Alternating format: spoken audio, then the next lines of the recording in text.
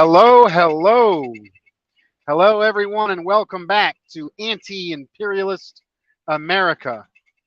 I'm your host, Dust James, the Marxist-Leninist truck driver, come to you live from an undisclosed location, not driving a tractor trailer for legal purposes.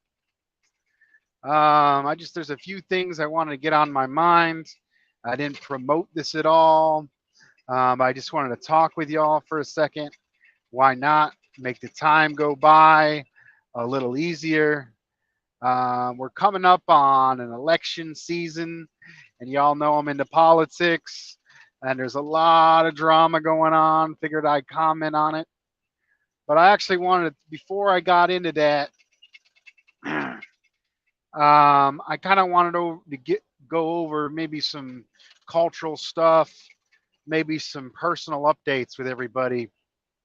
First off, I haven't been doing a lot of lives in a while. Y'all know I work 60 plus hours a week.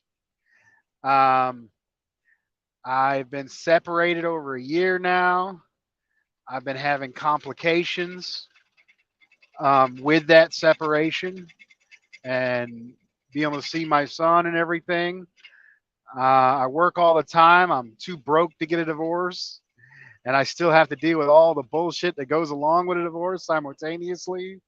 I got a rundown house where the water pressure broke, the air conditioner done broke, one of my trucks broke down.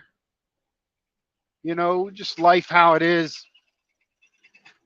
One thing that I heard from somebody who has got to be one of the most privileged motherfuckers I ever heard. One of the things they said that really got under my sin was they're trying to say how genuine they are, how real they are, how they ain't fronting. And what they said was, oh, I talk the same, however and wherever I am.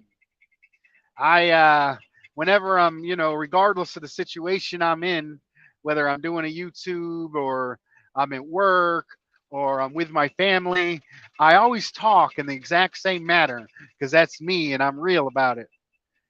And I'm thinking, God damn, that's the most privileged bullshit I've ever fucking heard in my life.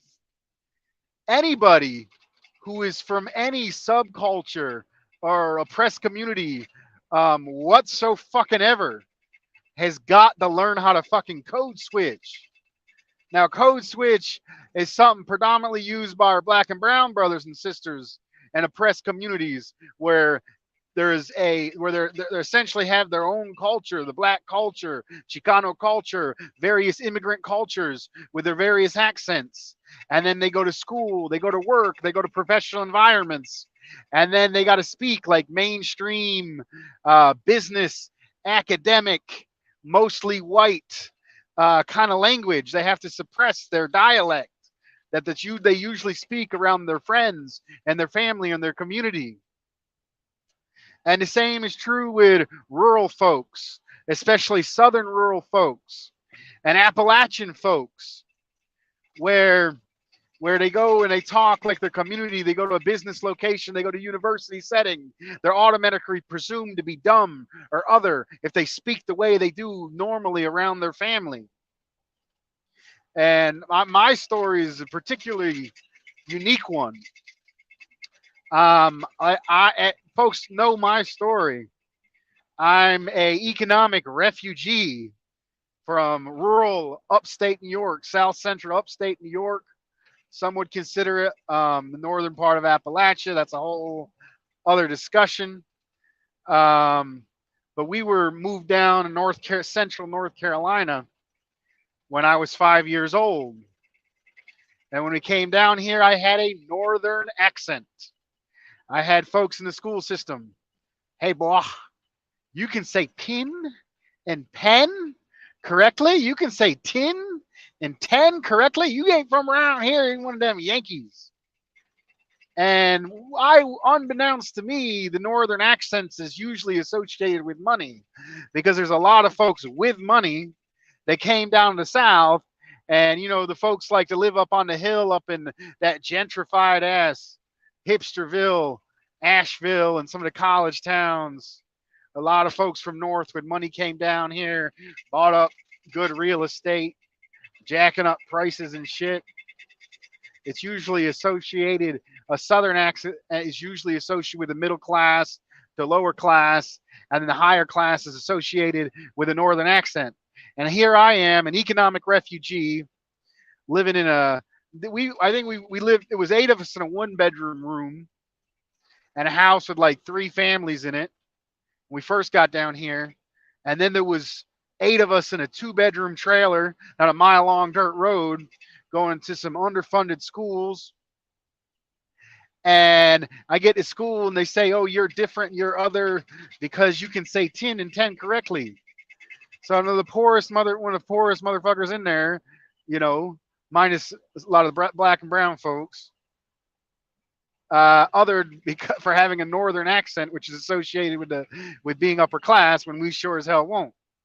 So to try to fit in southern white culture, I attempted to adopt a southern accent, and largely I have slowly adopted it from living in the South for the last 20 years or so.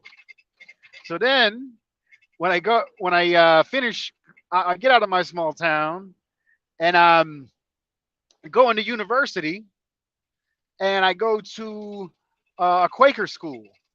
And the reason why I went to a Quaker school is because I got real political, and I took it upon myself to do counter recruitment against the military when I was 17.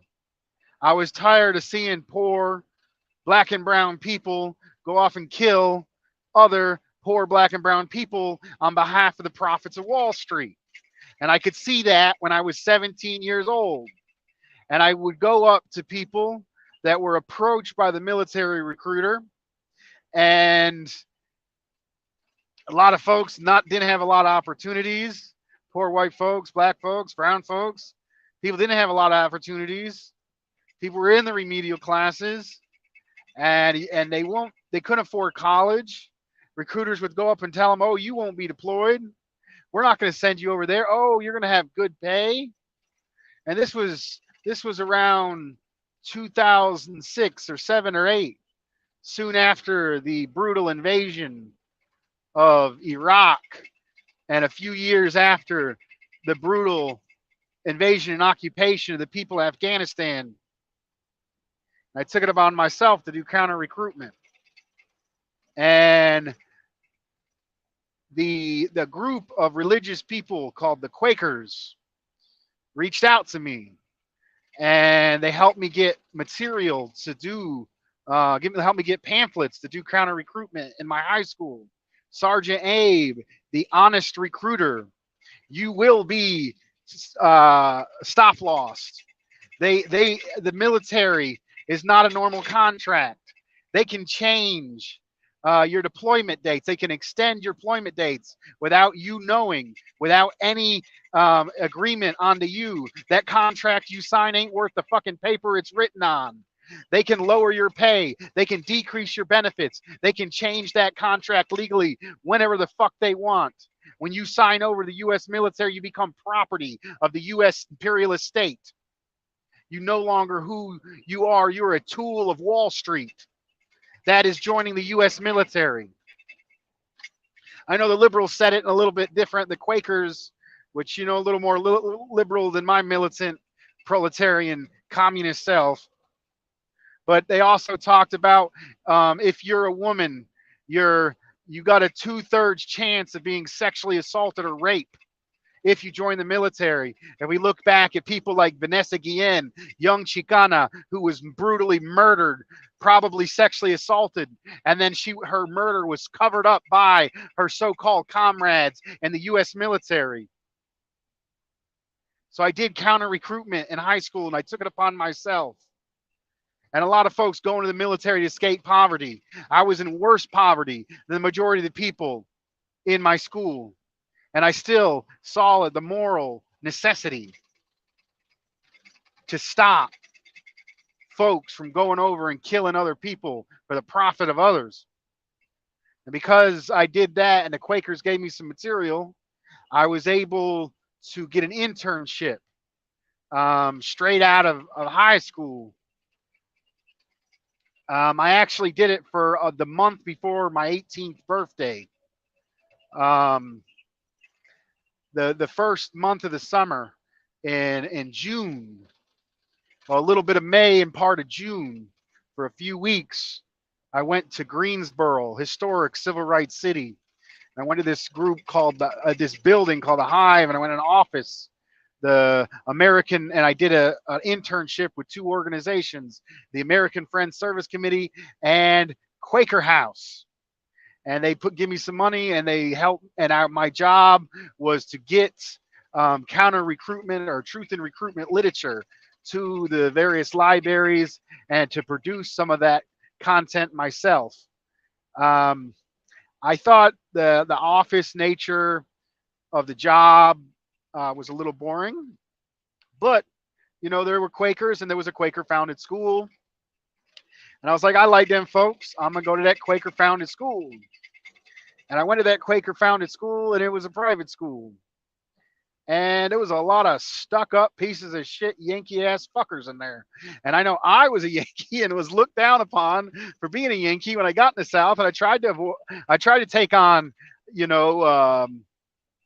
a Southern accent the best I could to fit in. And then I get here and I see why Southern people don't like these arrogant Yankee rich motherfuckers.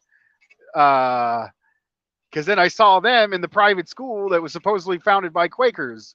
So I liked, some of the Quaker institutions in the school, but the fact it was a private school and most of those folks were rich folks from the North, not like myself, who was growing up poor in the South, even though I had originally a Northern accent, I came around to terms of the code switch number 3. Then I had to revert back to a semi-Northern accent to try to fit in at college. But I mean, there's more code switch to that than that altogether. If we get a Northern accent, try to get in a Southern accent. Honestly, my family was largely dysfunctional to the point where the chaos in the home, I didn't want to be there. And some of the only folks where I could go get food from was one of my ex-girlfriends who was immigrant from Mexico, and they lived in a trailer park where 95% of the people were either from Oaxaca or Guerrero, mostly Guerrero actually.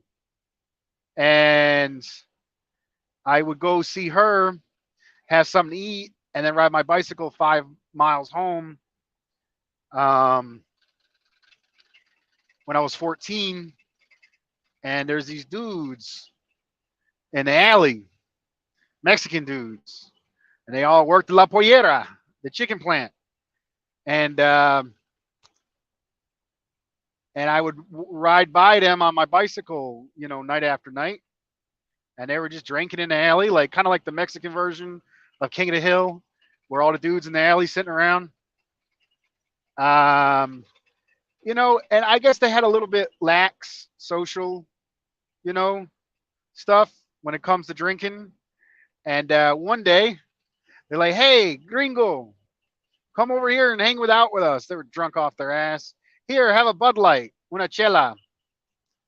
So I started drinking with the Mexican workers in the alley in the trailer park when I was 14. And they would try to speak with me in kind of a broken English, and I would pick up on a little bit of Spanish, and we would try to communicate with each other. And I used to like to get drunk and go on these kind of rants, kind of like these rants I do on here. I also was really into Christianity, and I actually wanted to be a preacher, and I would do sermons at my Bible club in school and whatever. But I would get on these rants about just just trying to release and talk about life a little bit, how I'm doing here. And I talk with them about politics and drama at school and stuff like that. And they tell me about history and different places in Mexico they would go to. And sometimes I get kind of excited, and they would be all like, "Cámate, cámate, take it easy, take it easy." So, I was already, very left leaning and revolutionary, and I'd be like, "Nunca voy a take it easy, cabrones. Como dice mi comandante Ernesto Che Guevara, hasta la victoria siempre."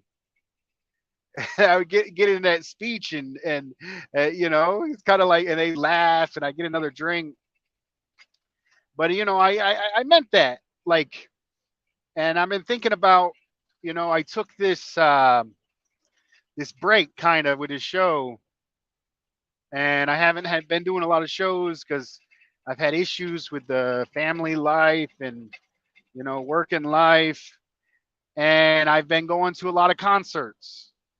I went to two different underground,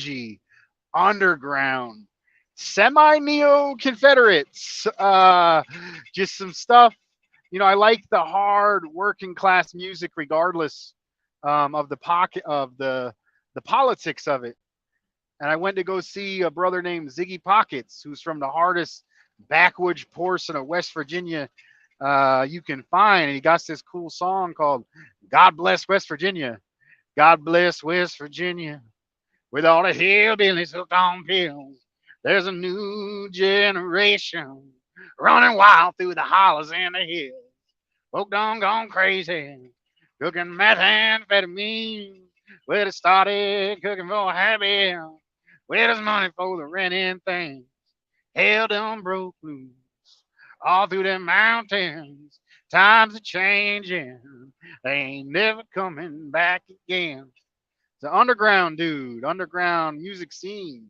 He actually was kind of trying to be a rapper for a little bit, and he had some like hip hop hard shit about getting drunk and fucked up and breaking the law and all kinds of other shit, with a little bit of neo-Confederate bullshit mixed in there, probably passed down among his relatives and the daughters of the Confederacy and all kinds of that other bullshit. I think he has one called Bo Cephas, but he don't sing that. But he kind of gave up on the rapper career, and I had an opportunity um, to go see Ziggy Pockets perform. And I was thinking, this dude, he got a few thousand subscribers. He has hundreds of thousands of views on his music. Like, he got a little bit going on. And I saw that, I've been listening to this guy. I kind of find it on my own, and it kind of backed up some of the feelings and resentments of growing up poor white trash an extent. And I really love that music. And I went to go see this brother, and he was playing old country gold and classic rock for old people, and even cops and cop bars and shit. And it was just him and a drummer, and he didn't even play any of his old music. And I went down there and I said, "Hey, I'm a huge fan of yours."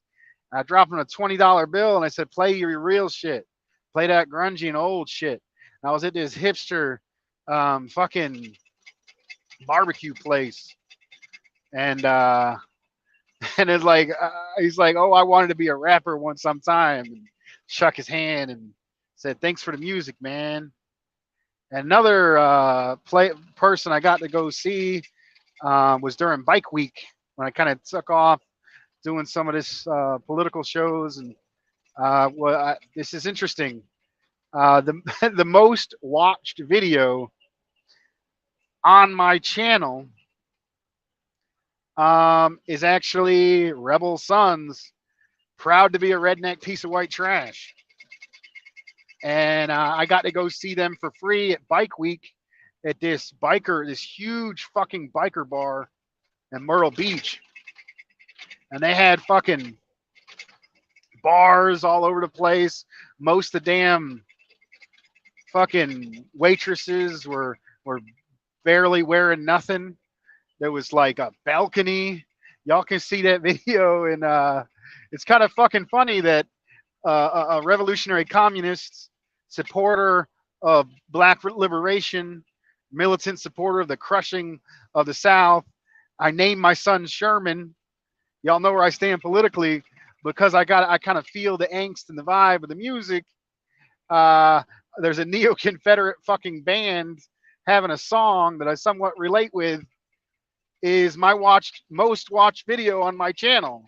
So I mean, I'm a man of contradictions in a world of contradictions, and that's just how it is. I ain't about that cancel bullshit.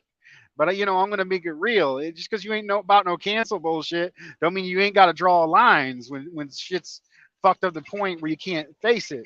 When you actually face an assault and powers against you, you got to do something about it. But a malign thing here or there, working folks, especially oppressed folks, got to put up with bullshit on the daily. And if you can like just be a bigger person about it and go through the world and try to get what's good for you and your community and reject what's not, you got to make that decision for yourself. And you can't just like the so-called purity fetish where you got to reject everything that isn't wholesome, because then you ain't gonna have nothing left. You barely have any life at all. I also was able to go to a lot of 90s alternative places. I was also to see some like mid-level alternative country. I was able to see the great Charlie Crockett up in Richmond, and Charlie Crockett is a Texas singer, but he really mixes in a lot of soul and blues in his country music, and I think it's absolutely beautiful. I was able to see this kind of hippie, progressive bluegrass group that opened up for the Texas dude.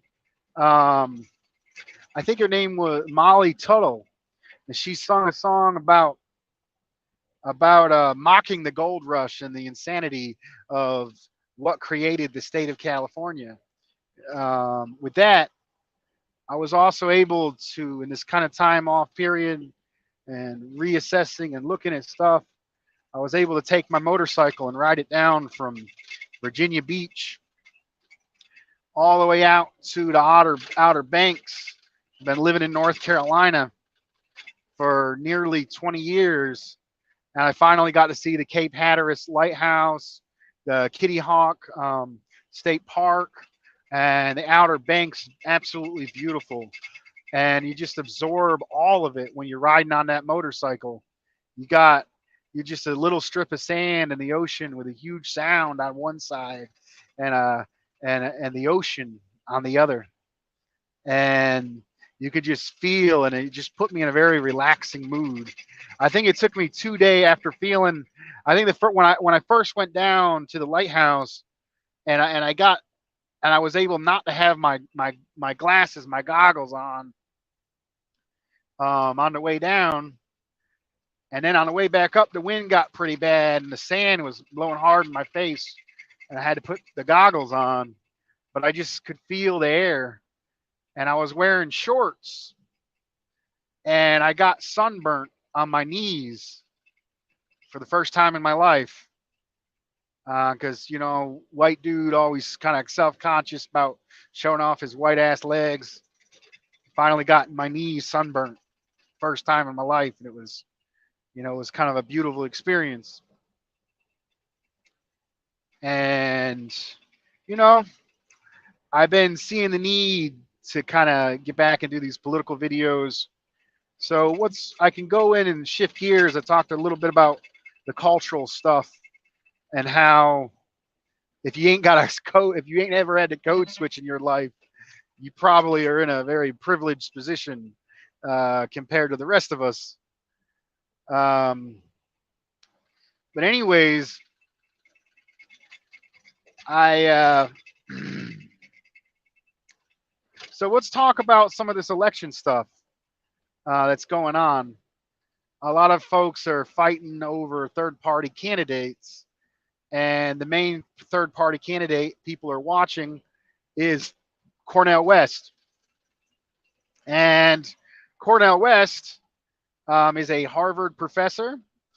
He also is a longtime civil rights activist. He is a Christian socialist, nonviolent, but he also supports. He also supported the Black Panthers. He also supported Malcolm X. But he sticks close to his own pacifist and other Christian principles similar to my own. I don't think I'm as much of a pacifist as brother Cornell West, but we have some similar beliefs. I think he's definitely from, at least from an oppressed community. So he has ties to oppressed community, knows how it is to go through his entire life and deal with racism, both probably in regular settings as well as in academic setting. I actually got really fucking pissed at Cornell West about 3 years ago, and I got really pissed at the Revolutionary Communist Party.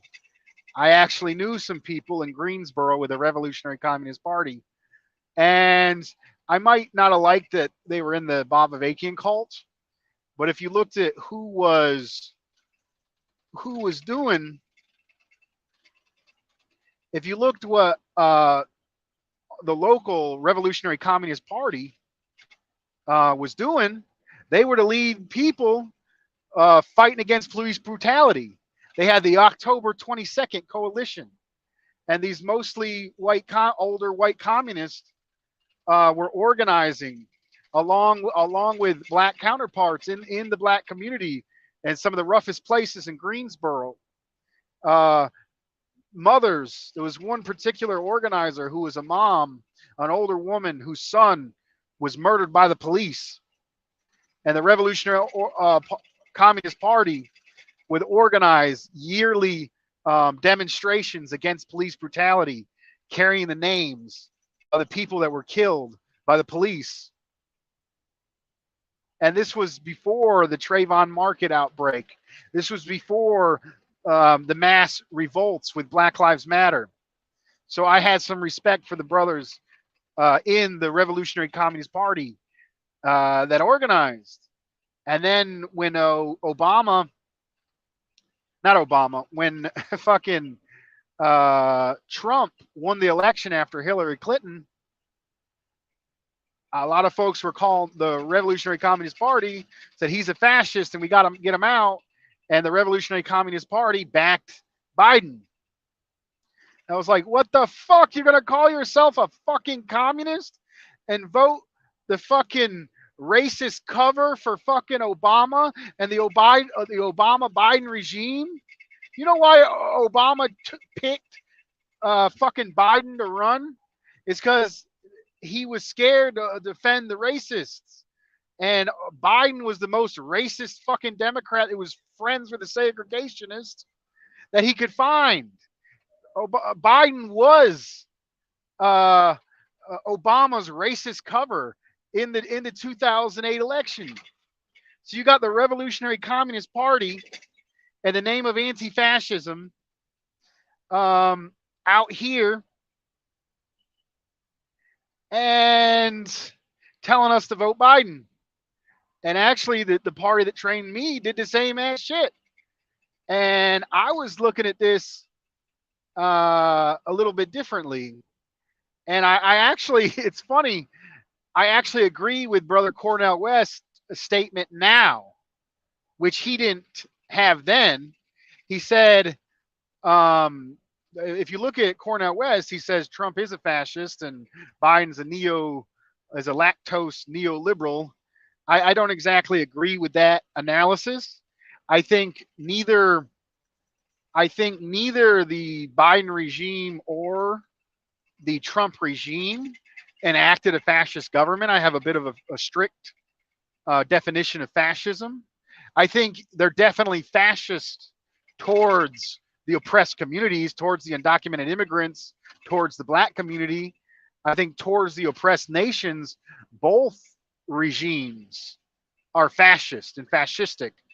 But if you look towards the general white middle class population, There's still some semblance of democratic rights under both the Trump regime and the Biden regime. So I don't think we can necessarily say that one is more fascist than the other.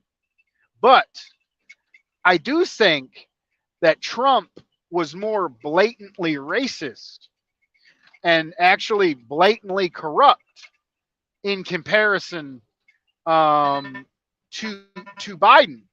And there was a lot of negative aspects. Well, it did kind of have the emperor's no clothes kind of vibe and exposed the empire to an extent, but it also associated anti-establishment or even his anti-war pandering with racism.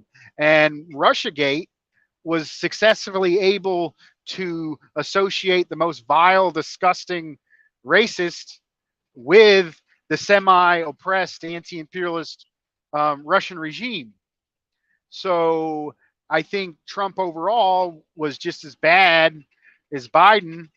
And if you looked at the interview with West did with Nico House recently, um, what he said, Brother West said to Nico, he said, if you look back at the late great Glenn Ford, and mind you, Glenn Ford is a huge hero of mine. The organization that trained me in anti-imperialism and Marxist Leninism, old school folks. They really had a belief in the black belt thesis and the national question, and they looked to the oppressed community of black folks, black and brown folks, for leadership, because it only makes sense that the most exploited communities would have the most revolutionary analysis, and they certainly did. And brother, the late great Glenn Ford did not disappoint, and he was the most quoted person in our newsletters. So what he said was what the great late Glenn Ford said, and what recently Cornel West quoted, is that in response to a lot of these right-tailing people, these folks that tail the right and try to like act like Trump supporters are the people you got to get to win elections and all that other bullshit. What he said, all these people are saying, oh, Biden is more fascist than Trump. The Democrats are more fascist than the Republicans. And brother Cornel West's answer was, the great late Glenn Ford said, not that the Democrats are more fascist or more evil than the Republicans, but the Democrats are the more effective evil. And that I agree with. And I think Cornel West, who went along with the line of the Revolutionary Communist Party in the election between Biden and Trump, I think they took the wrong position. And they said that Trump was more fascist than Biden, which I did not agree with. And I called Cornel West a motherfucker. I said, what the fuck, you liberal piece of shit? What the fuck you doing? It's probably not the best thing for a young white dude to say to a very intelligent, you know, revolutionary black man. I'm a young dude. You know, it was what it is. I got pissed with the Revolutionary Communist Party. I got pissed with fucking the RC fucking P. And I still think I took the right position and they took the wrong position. I don't think that communists should have supported Biden at all. But if you look now, Brother West has come to the conclusion that I originally had. And it's actually interesting. Howie Hawkins had a very similar position. A lot of people are getting mad that Cornel West says that Trump is a fascist and Biden's not. And they're blaming him. At least one friend who is, you know, a foreigner. He didn't really know much about the situation. They're saying, oh, you know, that hurts the Green Party. And it's like, the Green Party's been saying that bullshit. You know, Howie Hawkins said the same shit. Howie Hawkins said that Trump is a fascist, but the only way to overcome fascism is to build independent power. Therefore, you should vote the Green Party. And now now brother Cornel West has about the same position as Howie Hawkins did. Instead of telling people to vote Biden against fascism, and he says, "Oh, they let him get his chance." I knew goddamn well the racist cover for fucking Obama wasn't gonna fucking do anything. I guess it took a Harvard intellectual 4 years to see it. I love the brother. I have a lot of respect for him. It took him a long time to see it, but he's finally come to he still thinks that Trump is fascist and Biden is somehow less fascist, which I disagree with. But now he's evolved and come to the position that to fight Trump's fascism, you should vote for the Green Party. And I think that's a good development. I think he's becoming more radicalized. There's a lot. I mean, I came up hard and I was trained by, Marxist Leninist Party, and I have a little bit different political background. I also have a little progressive Christian tendencies, with a little bit more of a communist edge on it. But I think that's definitely development. One of these things I'm seeing with all these comments around the Green Party is I think they're putting too many eggs in the electoral basket. A lot of reason why these disagreements are being so hyped up is because people see these third-party campaigns as the one of the only ways of changing their lives and circumstances. And I think you put too much faith in the electoral system.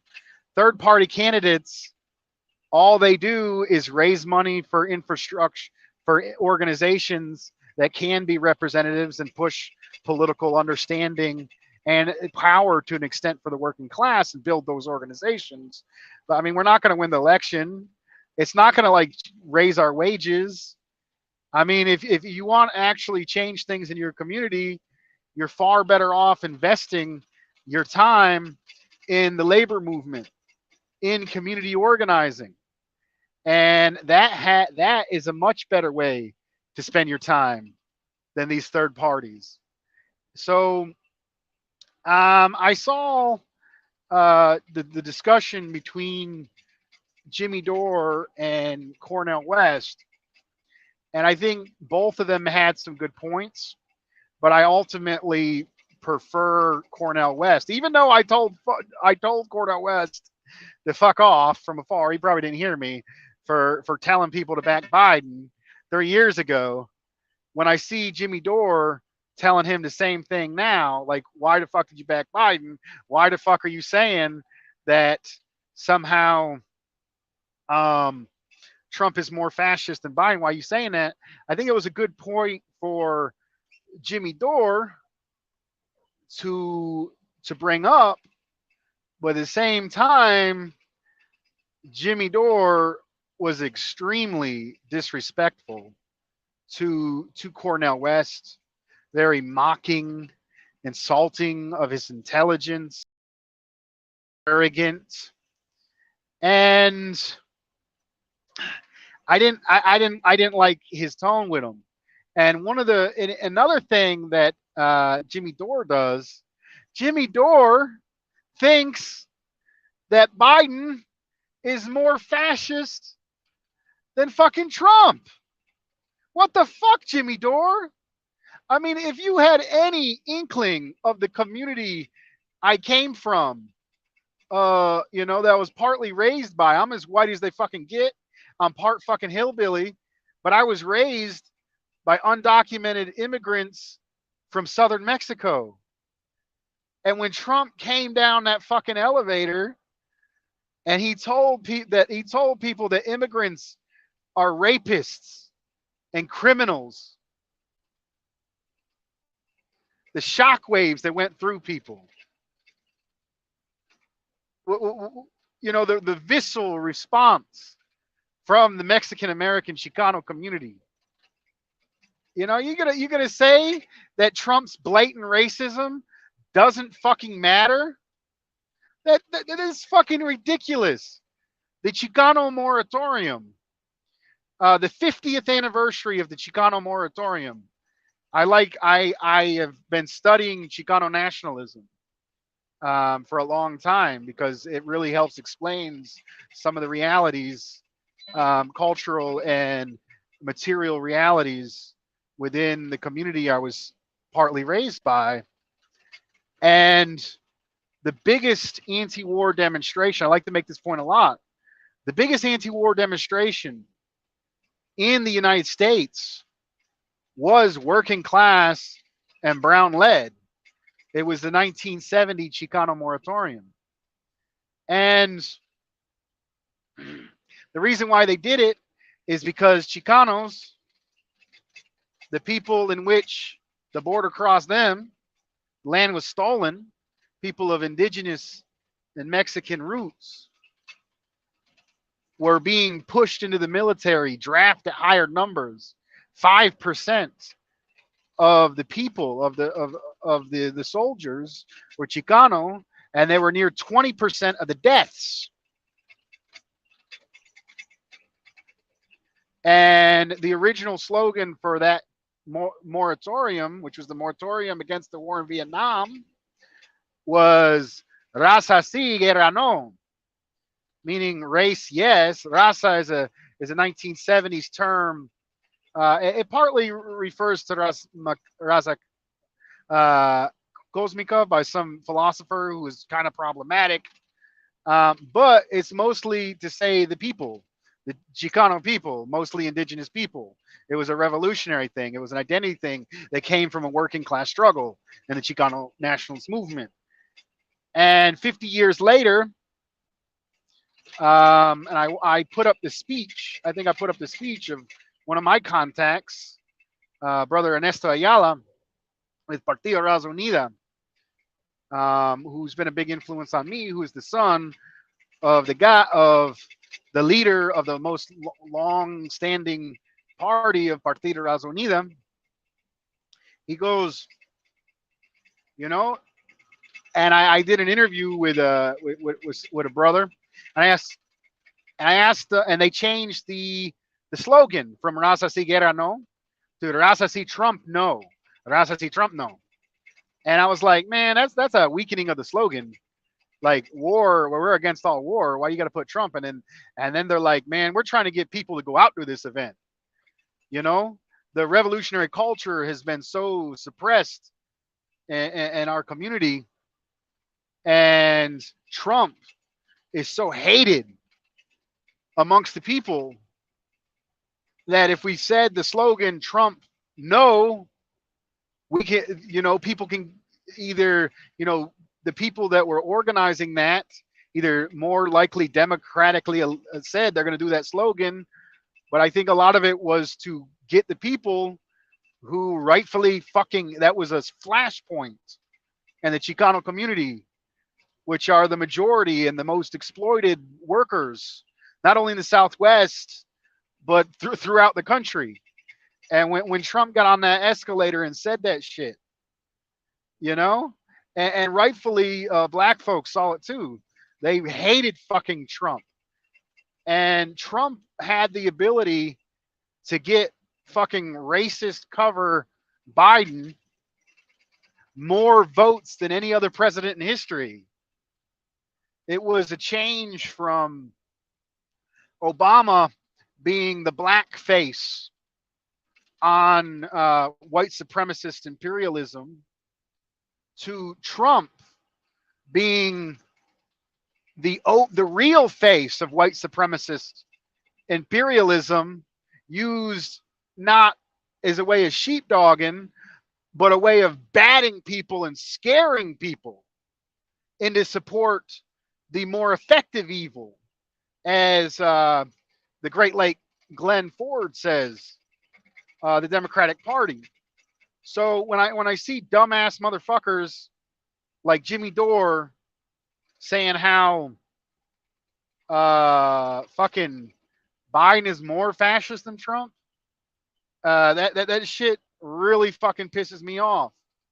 Another thing that Trump did, well, not only was he able to put such an evil face on the controlled opposition of the Republicans within the same imperialist duopoly to get people to support the Democrats. Having an openly racist, fascist leaning voice in such a high position of power empowered the neo-Confederates, the brutal neo-fascist minority, and got them to say some shit they normally wouldn't say. And we had Charlottesville go down, and Charlottesville was an interesting time. You had these fucking prepper looking fucking boat shoes, khaki shorts, motherfuckers with goddamn tiki tortures, with some fucking Nazi slogans, intimidating people.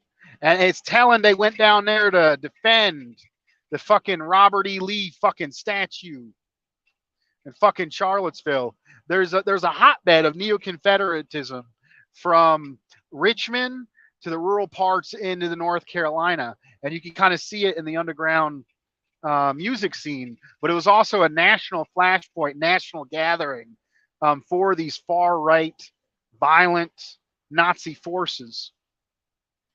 And I don't think they would have done it or been empowered as much as they did if Trump, openly blatant racist, real face of the white supremacist imperialist system, wouldn't have been in office. And our comrade Heather Heyer of the IWW, who showed up to counter protest, was brutally run down in the street like a dog. And that wouldn't have happened if Trump, wouldn't have got elected. I'm not saying that Trump is more fascist, but when you have dumbasses like fucking Jimmy Dore telling people that Biden is more fascist than fucking Trump because he was forced to take a vaccine, fuck fucking Jimmy Dore.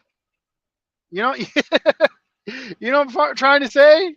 And I was pissed at fucking Cornel West for making the opposite fucking thing conclusion 3 fucking years ago.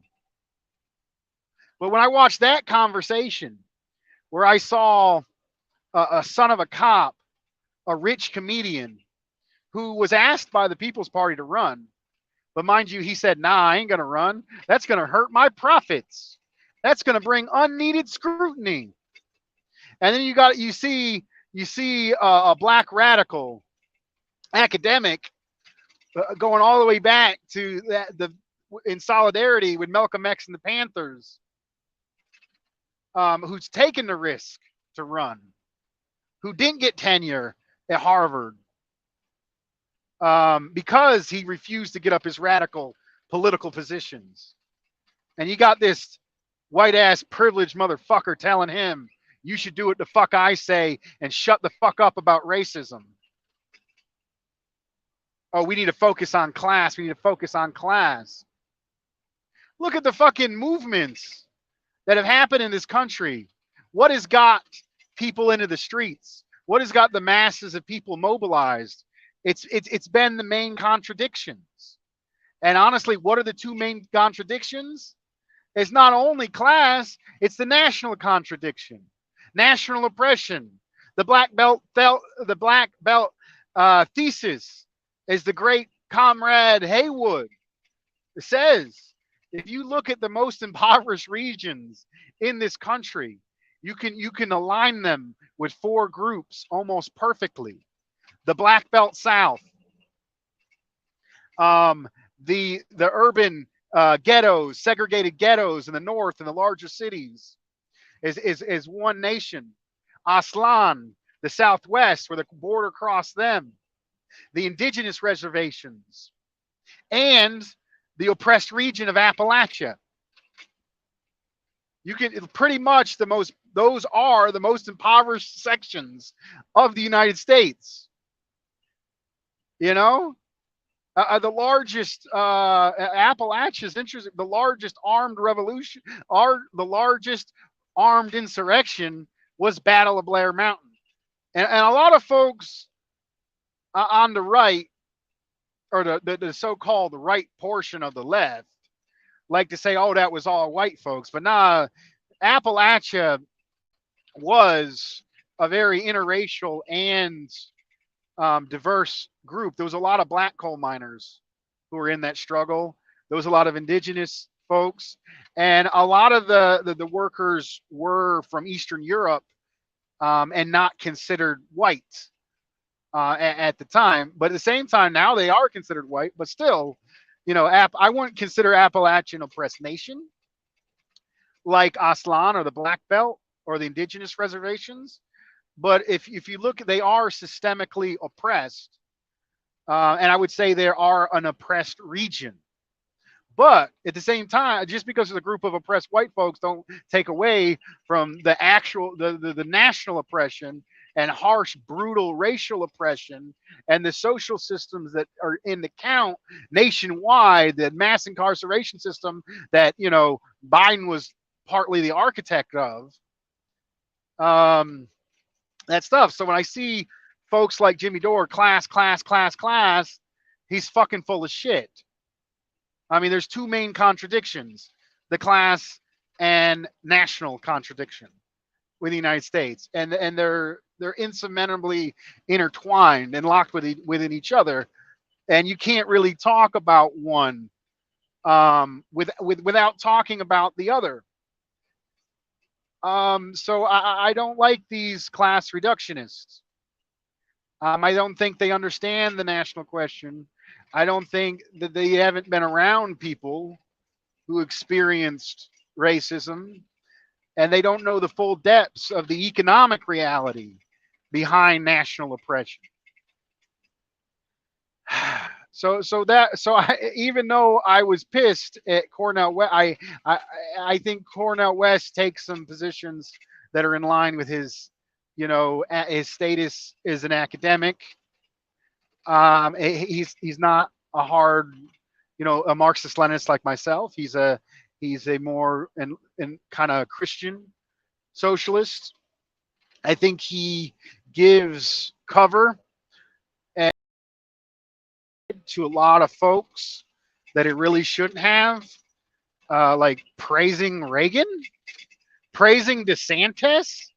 I would say that neither the Biden regime nor the Trump regime on the federal level is fascist, but the Florida regime, the DeSantis regime, is fascist on the state level. If you look at the suppression of the Black Lives Matter, my comrade, Comrade Suarez, who organizes out of Jacksonville, also my comrade Musa, organizes out of Jacksonville. And if you look at the repression of activists in the fascist state of Florida that DeSantis oversees, I would say it is and in Florida, and they have these don't say gay laws. They also have, they also like try to get the boogeyman of critical race theory out of the classroom, which was essentially just a milquetoast liberal theory that wants to talk a little bit about race. They can't even have that in the fucking classroom. And they would take leaders of hate groups and racist organizations in Florida from the rural areas and send the leaders of racist hate groups into black classrooms to monitor what black teachers teach to black children in Florida. That's a fucking police state. That's a fucking fascist state in fucking Florida. And you got Cornel West out here praising the leader of a fascist state because he gives a virtue signal to the classics. I know, Cornel West, you love the classics, and you got a lot of good stuff from them. You were able to interpret them in a way that empowered you and the struggle and your own struggle for black liberation. But I don't think we should be praising fascists. like DeSantis. So I have my disagreements with West, and I have my disagreements with Dorr. But being partly raised by an oppressed community and growing up pretty hard myself, when I see an arrogant, stuck up motherfucker like fucking Dorr talking that shit to West, I'm definitely gonna be in the camp West on that fucking fight. So that is how that is. Another thing that came up recently was Cornell West appointed the former campaign manager of Hillary fucking Clinton. Clinton, the fucking, oh my god, Clinton was like 10 times more gun ho war than fucking Obama was.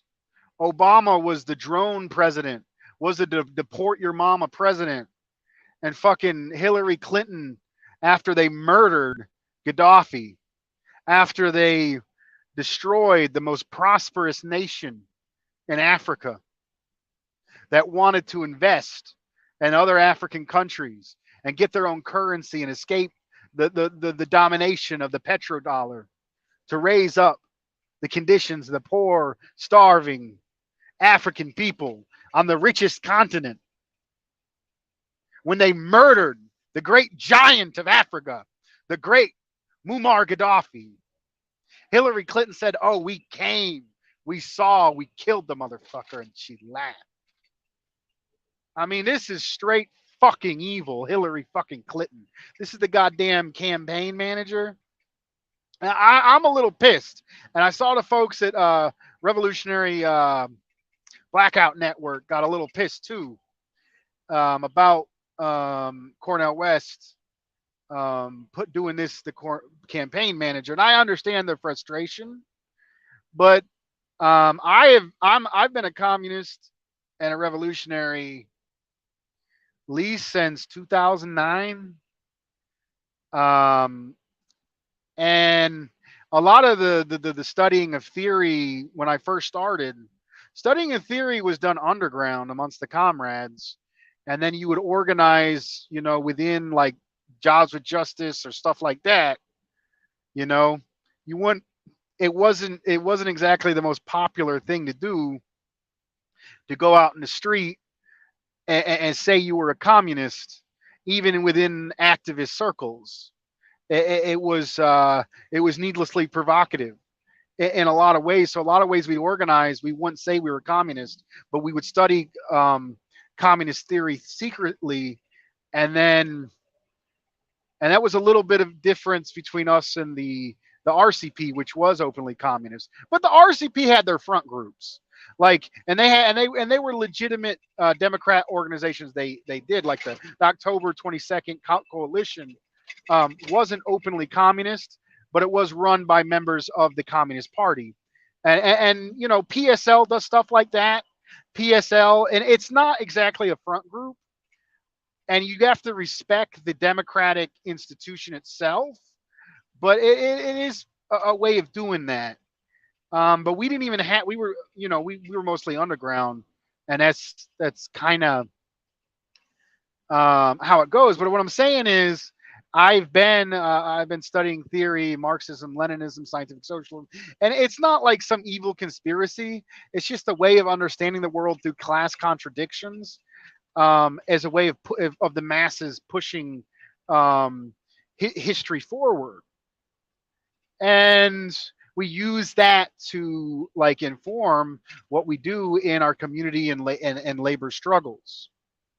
But so I have been like a communist for these 15 years, and this entire time I have been supporting the Green Party, and I have been a member of the Green Party. At one point I was a dues paying member of the Green Party. I voted Obama because that was my first election.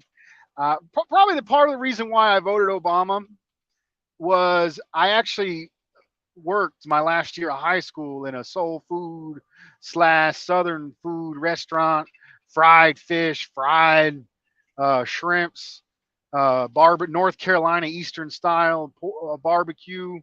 It was both a soul and a Southern restaurant because it would serve both black and white folks. So it was a mixture of Southern food and soul food. And there was a black man who was the dishwasher, and I would talk with him about his life and how it was growing up as a dish. He would also ride. Me and him would both ride a bicycle to work. And this man was in his 30s, and now he's still 40, 50 years old, riding his bicycle to work, doing the dishes in the soul food restaurant. And I told him, Obama's mixed. He's half white. And the dude looks me right in the fucking face.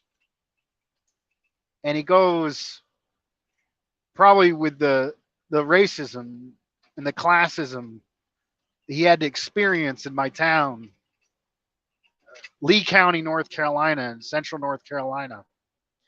And he goes, I don't think America's ready for a half black president. And that kind of touched at my heartstrings. I was like, fuck it, man. Let's vote Obama. And I remember the kind of jubilee of the other 19-year-olds and black folks in the urban area. And there was these mass spontaneous demonstrations when Obama got elected. But under the surface the whole time, like I said, the great late Glenn Ford was telling people and warning people that this is a black face on the white supremacist imperialist policy. And the day after Obama was elected, I regretted my decision and wished that I would have voted for Cynthia McKinney. And I remember listening to Cynthia McKinney's speech at one of the conventions and one of the protests of the DNC.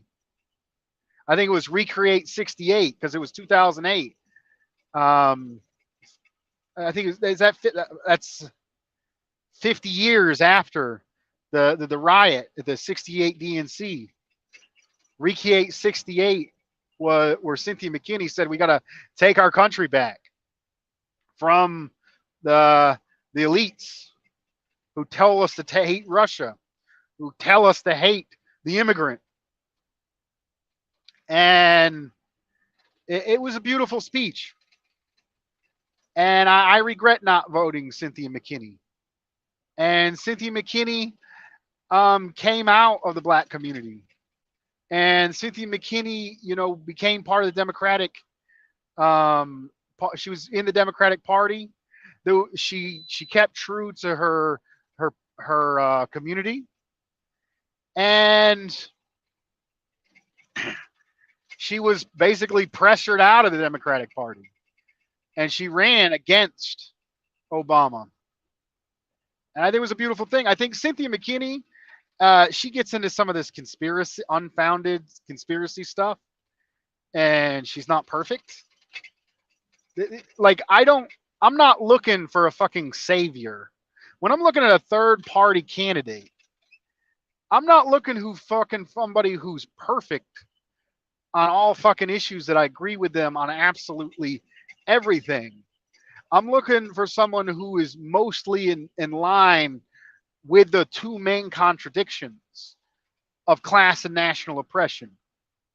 And I want a third party candidate who is anti-imperialist, who doesn't attack Russia and China, who doesn't support these wars, who's with the immigrants, who's with the most exploited, who's with us for black liberation and against the incarceral system, who's with the working class. And if you meet those basic criteria, I'm good with that, So I don't really give a fuck if Cynthia McKinney was into some weird ass chemtrail fucking vote. No offense to Cynthia McKinney. She's a smart lady and I love her, and her speech was brilliant, wonderful, and inspired me um, as a person, you know. But I regretted the day after. Wished I would have voted Cynthia McKinney. So and then I wrote in Jill Stein, and Jill Stein had the great fucking leader of Black Alliance for Peace, which I was a member of the Solidarity Group, Ajamu Baraka. Ajamu Baraka is another friend of the great late uh, Glenn Ford. And Ajamu Baraka leads probably the most impressive anti-war organization, Black Alliance for Peace, in this country. Some of the most dedicated anti-war activists, both in the Solidarity and within the main organization. And partly because of Cynthia McKinney, partly because of Jamu Baraka, I wrote in Jill Stein in 2012. And I wrote her again in 2016. And then in 2020, the Greens in my state actually got on the ballot, and I was able to vote for the first time on a ballot an anti-imperialist candidate, Howie Hawkins, and the 2020 election.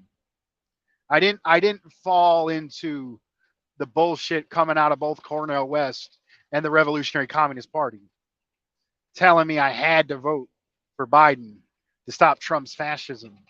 I didn't believe it for a second, and that's what I did. But the thing is, I never thought. I mean, I have a lot of disagreements with Jill Stein, and I think honestly they don't talk about it very publicly.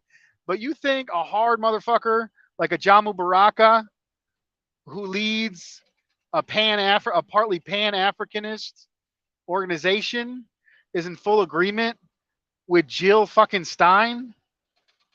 Get the fuck out of here. That right there is already a diverse coalition.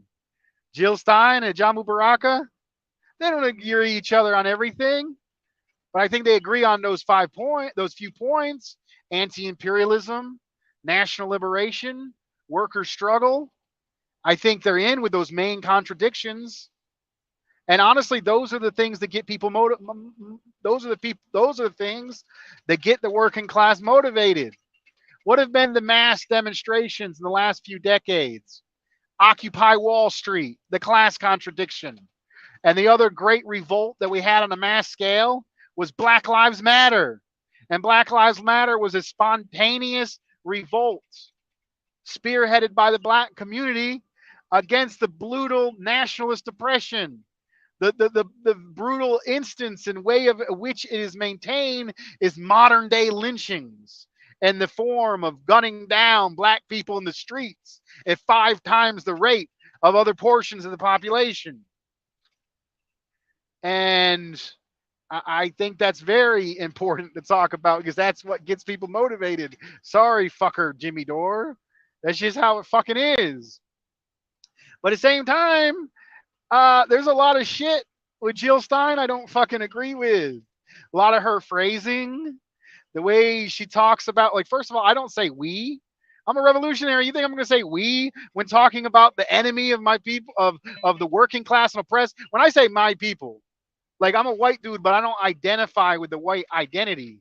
As a communist, when I say me and my community, I mean the international proletariat within within the United States. And within that international proletariat, I think it is within our interests to support the liberation, regardless of the color of our skin. It's in the benefit of the entirety of all our class to support the liberations of our black and brown indigenous brothers and sisters.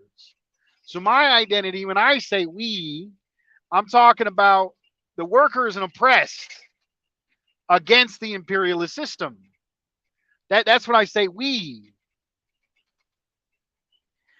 And so I don't get along with fuckers saying our military, our fucking government. That ain't our fucking military. That's our fucking enemy. The police, they're an occupying army. The military, It might be people from our community that want to get school, that want to get a leg up, that are convinced to do that stupid ass bullshit. It ain't our fucking military. They're not our fucking troops. That's an imposition on us. That's an imposition on the people they're made to go kill. Fuck they military. Don't join their fucking military. It's not our fucking military. You think me, a hard ass fucking communist, doesn't have some disagreements with fucking Jill Stein? I got some fucking disagreements with Jill Stein, but I still wrote her name in twice. I still wrote her name in twice. It don't gotta be a third party candidate. It's just a way a third party candidacies. All they do, they raise money, they build independent organizations, and their way of getting the word out there, because we're so brainwashed that the only thing we can do in our society politically is vote. That's why so many people put so much of this priority on fucking electoral politics, when electoral politics isn't fucking shit. Electoral politics isn't fucking shit. It's fucking from day one. You actually want to make a difference in your community? Build a fucking union. Make an informal union. Have wildcat strike. Fucking watch the fucking police. Get 100 motherfuckers out when they try to do the next ICE raid. That's the shit that will do fucking something. You organize the fucking community in the streets and the workplaces, and you build the community. You're putting all your hopes and baskets in these e-celebrities. Fucking West said this, Door said that. I like this celebrity. I'm going to put my hope in that person. We, the working class, collectively, are far more important than all these fucking e-celebs that we talk about. We're the people that make the history. We're the people that it's in. From the working class communities, from the oppressed communities, are the best people to talk to our own communities and organize our own communities. And this shit about this argument about this person said that person said this, and this 30-party campaign, it don't mean fucking shit.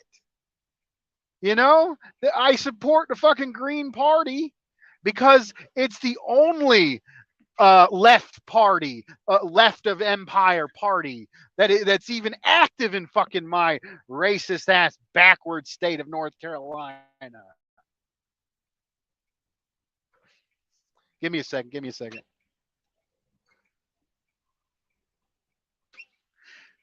That's why I fucking support them. And we got on the ballot. You know, honestly, as a communist and a revolutionary, I would go out to and support the liberal NAACP.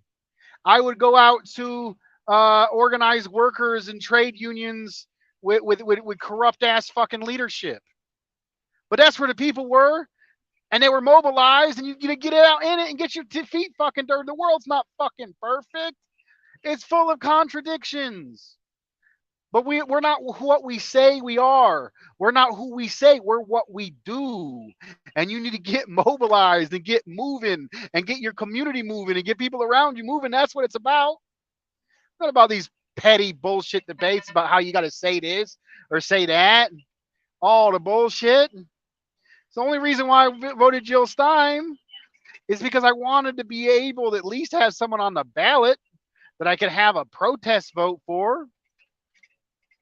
So even with my disagreements with West, now the Greens are off the ballot, I'm going to write West in. And I hope that West has enough of a celebrity presence to at least get the Green Party back on the fucking ballot in a few states. But honestly, I don't give a fuck who you vote for in the election. The next day, you need to be talking to your coworkers. You need to be talking with people in your community. You need to talk about what are the conditions that you face? Who also faces those conditions? And what can we collectively do to get ourselves out of that circumstance? That's what a revolutionary does. That's what an organizer does. And it's not going to be done by 20 fucking e-celebrities. It's going to be done by thousands of people with conversations like this, doing actions these what relatively small actions on a mass scale. That's going to be getting that done. All right, I'm about to hit a bad coverage zone. I think I had a good talk with everybody. As always, brothers and sisters, friends and comrades, all power to the people. Thank you.